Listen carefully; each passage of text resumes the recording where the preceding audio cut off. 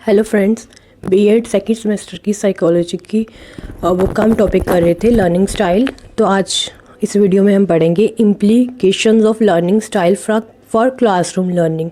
इससे पहले जो वीडियो थी उसमें हमने पूरा कंसेप्ट किया था, डेफिनेशन, इंट्रोडक्शन और टाइप्स ऑफ लर्निंग स्टाइल्स की। अभी हम करेंगे इम्प्लीकेशंस ऑफ लर्निंग स्टाइल। तो सबसे पहला है मैचिंग टीचिंग स्टाइल की डिफ़िकल्ट बट इफ़ेक्टिव मेथड है ये इम्प्रूव करने के लिए टीचिंग लर्निंग प्रोसेस को। इसमें मैचिंग का क्या मतलब है? मैचिंग का मतलब है when teacher and group of student have same learning style. जब क्या है, जो टीचर का जो लर्निंग स्टाइल है वैसा ही लर्निंग स्टाइल जो है स्टूडेंट्स का भी हो, ठीक है ना। एग्जाम्पल, जैसे कुछ बच्चे होते हैं वो विजुअली, मतलब जो चीज़ें होती हैं सामने देख के पढ़ना पसंद करते हैं, तो टीचर अगर वैसा होगा तो उनको भी मज़ा आएगा। मतलब सेम मतलब मैच होना चाहिए टीचर का और स्टूडेंट का लर्निंग स्टाइल, ताकि जो इफ़ेक्टिव की जा सके टीचिंग लर्निंग प्रोसेस को, ठीक है ना। फर्स्ट पॉइंट में यही है, अगर टीचर वर्बली पढ़ा रहा है, ठीक है, लेक्चर मेथड है, तो वो बच्चे की है वो उनको भी वो होना चाहिए जो सिर्फ सुन के पसंद करते हैं, ठीक है ना। बट जो दूसरे होंगे जैसे कैनेस्थेटिक है उनको नहीं इतना अच्छा लगेगा, ठीक है ना। उसका सेकंड पॉइंट है पी टीचिंग। उसमें क्या है कि प्रोसेस इन विच 2 और 4 learners are grouped for studying and learner. 2 या 2 से ज़्यादा जो लर्नर्स हैं उनको ग्रुप किया जाता है कि वो लर्न करें। Grouped the learners with same learning style. But grouping कैसी होनी चाहिए? सेम लर्निंग स्टाइल की। जैसे 3 लर्निंग स्टाइल्स बताए थे, तो जो फर्स्ट वाला, जैसे अगर विजुअल लर्नर्स है तो विजुअल वालों की ग्रुपिंग की जाए, ठीक है ना। उस तरीके से क्या हो सकती है, टीचिंग इफेक्टिव की जा सकती है। थर्ड है एवी एड्स, ऑडियो विजुअल एड्स। इस इन नॉर्मल क्लास में मिक्सचर होते हैं, मतलब हर टाइप के स्टूडेंट होते हैं, डिफरेंट ना। कहते हैं different audio and visual aids need to be used. Auditory aids like mobile recording, radio etcetera are better for auditory learners. जो जिन्हें सुन के मतलब अच्छा लगता है, सुन के वो अच्छे से पसंद करते हैं पढ़ना, उनके लिए वैसी चीज़ें होनी चाहिए, वैसे एड्स उनको प्रोवाइड करने चाहिए। Whereas visual aids like chart, diagram, original objects are better for visual learner. और विजुअल लर्नर के लिए चार्ट्स, डायग्राम, ऐसी जो चीज़ें होगी जो उनके सामने हो, जो वो देख के प्रोजेक्टर जैसा, तो वो उस तरीके से ज़्यादा बढ़िया तरीके से इफ़ेक्टिवली लर्न करेंगे। Next point is organizing different activities. इसमें क्या है कि टीचर को क्या करना चाहिए? Teacher should organize different teaching learning activities. Teacher को ऑर्गेनाइज करनी चाहिए अलग अलग टाइप की एक्टिविटीज़ जो कि सेटिस्फाई करें लर्नर के डाइवर्स लर्निंग स्टाइल को। टीचर में ऑर्गेनाइज डिबेट ऑर्गेनाइज कर सकती है, declamation, discussion, brainstorming, question answering, quizzes, okay, for satisfying verbal learners. किनको सेटिस्फाई करने के लिए? वर्बल लर्नर को, जो जिनको बोल के पढ़ना ज़्यादा पसंद है, जो बोलना पसंद करते हैं, उनके लिए ये सारी एक्टिविटीज़ टीचर ऑर्गेनाइज कर सकती हैं। इसके अलावा teacher may use demonstration, film presentations, role playing, experimentations etcetera to satisfy learner with visual and kinesthetic learning style. उनके लिए टीचर क्या करे? डेमोन्स्ट्रेशन, प्रेजेंटेशन, ये सब करे जो जिनको देख के या खुद से एक्टिविटी करना, ठीक है ना, बॉडी मूवमेंट्स करके समझना ज़्यादा पसंद है उनके लिए। Next is experimental learning. इसमें क्या है कि इस लर्निंग में लर्नर को इंगेज करे टीचर डूइंग में, ताकि वो खुद का अपने हाथों से काम करे, खुद डू करे। एक्सपीरियंस, ताकि उसको एक्सपीरियंस मिले लर्नर को, ठीक है, टास्क को वो एक्सपीरियंस करे। Then he has to reflect on his experiences.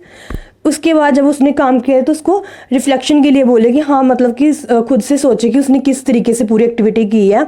अगर वो पर्सन सोचेगा तो वो बेटर लर्न करेगा, कोग्निशन प्रोसेस होगी उसकी। वर्बल विजुअल लर्नर में reflect by using log books और reflection journal.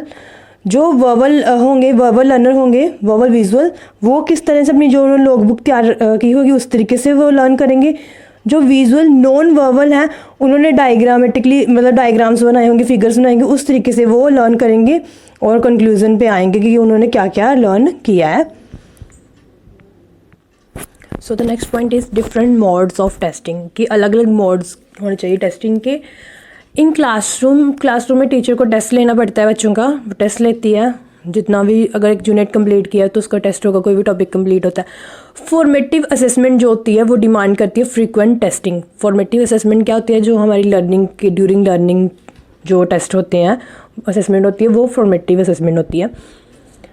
Frequent testing and modes of testing should not be one. एक ही मोड नहीं होना चाहिए टेस्टिंग का, वो क्या होना चाहिए, मल्टीपल वेज होनी चाहिए, ठीक है, मल्टी डायमेंशनल होना चाहिए मोड्स टेस्टिंग के। इट शुड इंक्लूड, इसमें ओरल टेस्टिंग भी आनी चाहिए, रिटन टेस्टिंग भी, group discussion, visual presentations etcetera, सब चीज़ें इन्वॉल्व होनी चाहिए, ठीक है, एक मोड नहीं होना चाहिए टेस्टिंग का। Teacher should appreciate verbal as well as non verbal and behaviour aspects of learner. Teacher क्या है, बच्चे के सब चीज़ सारे एस्पेक्ट देखे, कोई एक सिंगुलर के ऊपर बेसिस पे ना असेस करे उसे, मतलब उसके क्या है, सारे के सारे एस्पेक्ट देखे लर्नर के। Next point is multiple feedback. Teacher का क्या काम है कि वो मल्टीपल फीडबैक बच्चे को प्रोवाइड करे। फीडबैक क्या होता है, जिसमें उसके पर्सन के नेगेटिव और पॉजिटिव दोनों चीज़ों बताई जाती हैं। पहले बताया था रीइंफोर्समेंट में सिर्फ पॉजिटिव एस्पेक्ट को देखा जाता है, उसे रीइंफोर्स किया जाता है, बट फीडबैक में दोनों आते हैं, पॉजिटिव और नेगेटिव दोनों ही, मतलब पॉजिटिव फीडबैक भी होती है और नेगेटिव फीडबैक भी। Teacher need to provide feedback to the learner that is information about performance या लर्निंग। टीचर का काम क्या है कि वो स्टूडेंट को उसकी परफॉर्मेंस के बारे में बताएगी, इन्फॉर्मेशन देगी किस तरह से वो अच्छा कर रहा है, अगर अच्छा कर रहा है तो और भी कैसे अच्छा करना है, ठीक है, उसको अप्रिशिएट करे। Feedback not only on knowledge but also on skills, attitude, behaviours and values of learn. सिर्फ उसकी इंटेलिजेंस के बेसिस पे कि हाँ सिर्फ उसने लिख लिया नंबर आ रहा है उसके बेसिस पे नहीं, उसकी स्किल्स भी देख के, उसका एटीट्यूड, बिहेवियर, सारी चीज़ें, सारे एस्पेक्ट देख के फिर ही उसको फीडबैक प्रोवाइड करें। टीचर का काम है ये। Next is comprehensive evaluation. Comprehensive में क्या है, दोनों चीज़ें आती है, स्कोलेस्टिक और को स्कोलेस्टिक। स्कोलेस्टिक में क्या होता है, जो लर्निंग के सब्जेक्ट्स होते हैं वो होते हैं, बट को स्कोलेस्टिक में क्या आता है, को करिकुलर एक्टिविटीज़, सब कुछ, बच्चे का बिहेवियर सब कुछ आता है, मतलब कॉम्प्रीहेंसिव इवैल्यूएशन होनी चाहिए। Sometimes a learner is lower, कई बार क्या होता है लर्नर जो अपनी नॉलेज, मतलब कि अपना उसका इंटेलिजेंस इतना इंटेलिजेंट नहीं होता कि मतलब मार्क्स उसके इतने अच्छे नहीं आते, बट वो क्या होता है exhibit higher values, and sometimes a learner has good cognitive skills but poor in emotional or motor skills, ठीक है। अपने जो लर्नर है कई बार क्या होता है वो मार्क्स उसके अच्छे आते हैं बट उसकी जो मोटर स्किल्स हैं उसमें वो बेस्ट नहीं होता। बट कई बार क्या होता है कि कोई पर्सन है वो मोटर स्किल्स में अपने इफेक्टिव जो उसकी डोमेन है उसमें बेस्ट होता है, बट कोग्निटिव स्किल्स में वो उसकी बेस्ट नहीं होती, ठीक है। तो कॉम्प्रीहेंसिव इवैल्यूएशन होनी चाहिए, मतलब कि हर एक एस्पेक्ट देखना चाहिए, कोई भी एक एस्पेक्ट निगलेक्ट नहीं करना चाहिए टीचर को इवैल्यूएशन करते time. It means teacher should appreciate their style of learning. Teacher क्या करे, उनके स्टाइल, लर्नर के जो स्टाइल है उसको अप्रिशिएट करे, ठीक है, उसके वेज को। Next is do not prefer auditory style. Auditory instruction is by far the weakest in terms of teaching learning objectives. अगर टीचर चाहता है कि उसके जो उसने ऑब्जेक्टिव्स रखे हुए हैं वो उनको बच्चों को, मतलब जो उसने पढ़ाना है वो बच्चों को समझ आए, तो उसके लिए टीचर को ऑडिटरी, मतलब कि जो इंस्ट्रक्शन टीचर सिर्फ एक ट्रांसमिट करता है अपनी बोल के बच्चों को सिर्फ बता देता है, उसको निगलेक्ट, उसको मतलब कि वो क्या है सबसे वीकेस्ट टर्म है, उसको नहीं यूज़ करना चाहिए, कम यूज़ करना चाहिए छोटे बच्चों के लिए, क्योंकि even adults have difficulty listening to a speaker for any length of time. Adults भी क्या है कि एक हद तक ही, किसी मतलब ज़्यादा लेंथ होगी किसी भी लेक्चर की तो वो भी बोर फील करेंगे, ठीक है ना। और अगर चाहते हैं कि चाइल्ड जो सक्सीड करे तो वो सिर्फ लिसनिंग के थ्रू नहीं चाइल्ड सक्सीड कर सकता, उसके लिए उसके अलग अलग स्टाइल्स अपनाने चाहिए टीचर को। Next point is no sole style. No sole style में क्या है कि it would be a mistake however to imagine that any individual student rely on a single style of learning। कहती है एक बहुत बड़ी मिस्टेक होगी अगर टीचर ये सोचे कि बच्चे को एक ही स्टाइल में, मतलब बच्चा एक ही तरीके से पढ़ता रहे, कि उसको ऑडियो के थ्रू ही सिर्फ समझाया जाए, चेंजेस ना लाया जाए, तो ये क्या है, गलत होगा। रियलिटी क्या है, reality is that human learn through variety of processes, की जो ह्यूमन है वो वेराइटी ऑफ प्रोसेसेस में लर्न करता है। सो नो सोल स्टाइल, कोई एक सिंगल स्टाइल नहीं को प्रेफर नहीं करना, ना ही स्टूडेंट को प्रेफर करना चाहिए, ना ही टीचर वो अपना एक ही स्टाइल रखे। Next is concept formation. इसमें क्या है कि teaching to form new concepts demand visual stimulation to primarily, मतलब क्या है कि बच्चा को विजुअली हर चीज़ को दिखाया जाए, मतलब विजुअली और टच करके, मतलब ज़्यादा बढ़िया से बच्चा क्या है कंसेप्ट अगर फॉर्मेशन करना बच्चे का किसी भी चीज़ को लेके, ठीक है, वो कोई न्यूज़ चीज़ सीख ले। काफ़ी सारे एजुकेशनलिस्ट ने बोला है कि ये इस फैक्ट को एक्सेप्ट किया है कि हाँ कि विजुअली चीज़ें सामने होनी चाहिए, बच्चा देख के ही सीखेगा अच्छे से। It means our learner process information about a concept with concrete and visual objects. इसका मतलब ये भी कहते हैं कि ये है कि लर्नर्स जो है वो अपने कंसेप्ट की फॉर्मेशन बढ़िया तरीके से तभी करता है अगर कंक्रीट और विजुअल ऑब्जेक्ट्स हों। मतलब कि कंक्रीट क्या होता है कि हाँ हाथ में पकड़ के चीज़ों को सीखे, कि जब दिखाया जाए कि बच्चा ये मार्कर है तो बच्चा समझेगा कि हाँ, अगर लाइन्स बनाई जाए कि 1 2 3 4 लाइन यहाँ पे है, 4 लाइन्स यहाँ पे है, टोटल कितनी होंगी, मतलब दिखा के बच्चों को समझाया जाए तो वो बच्चा उससे अच्छे से सीखेगा। Therefore, teacher should prefer visual aid more while teaching to form a new concept. इसलिए टीचर को क्या प्रेफर करना चाहिए, विजुअल एड से ज़्यादा यूज़ करना चाहिए जब वो न्यू कंसेप्ट की फॉर्मेशन कर रही है, न्यू कंसेप्ट फॉर्म कर रही है बच्चे के दिमाग में, ठीक है। Next is importance to kinesthetic in teaching. Listening and seeing are vital requirements in learning process.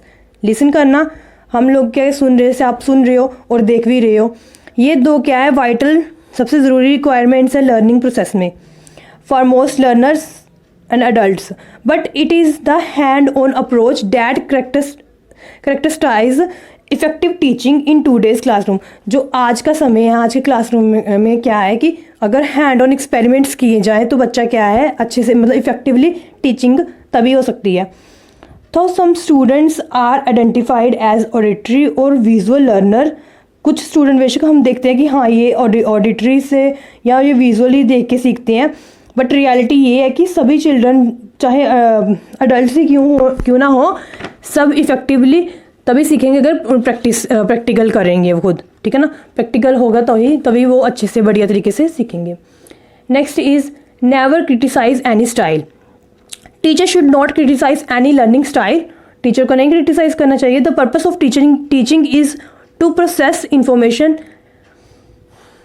Teacher का क्या काम है, उसका काम है अपनी टीचिंग के थ्रू वो क्या करे, इन्फॉर्मेशन को प्रोसेस करे, मतलब कि स्टोर करे इन्फॉर्मेशन किस में, लर्नर के माइंड में। Next is utilize all style. Teacher should not fix his learning style. Teacher अपना लर्निंग स्टाइल फिक्स ना रखे कि एक ही तरीके से बच्चे को पढ़ाना। He should keep in mind that information is process through more or less all styles. कि इन्फॉर्मेशन ज़्यादा से ज़्यादा या कम से कम जो स्टाइल्स है वो यूज़ करे, सिर्फ एक के ऊपर डिपेंडेंट ना रहे। Hence he should utilize all styles. For this he should organize learning activities in which all learner styles are required. वो अपनी ऐसी एक्टिविटी, अपने कोई भी टॉपिक है वो इस तरह से ऑर्गेनाइज करे कि सभी जो लर्निंग स्टाइल्स है उसमें यूटिलाइज हों सारी एक्टिविटीज़ में। For example multi dimensional project can be given to all the learners. सभी लर्नर्स को कैसा प्रोजेक्ट दिया जाए, मल्टी डायमेंशनल प्रोजेक्ट। और इसी के साथ ही implication of learning style for classroom learning ये ख़त्म होता है। इससे पहले की जो वीडियो है उसमें पूरा कंसेप्ट बताया हुआ है, उसके टाइप्स कैरेक्टरिस्टिक्स बताए हुए हैं लर्निंग स्टाइल्स के, वो आप देख लेना। और अगर आपको वीडियो अच्छी लगी हो तो प्लीज़ लाइक और चैनल को सब्सक्राइब जरूर कर देना।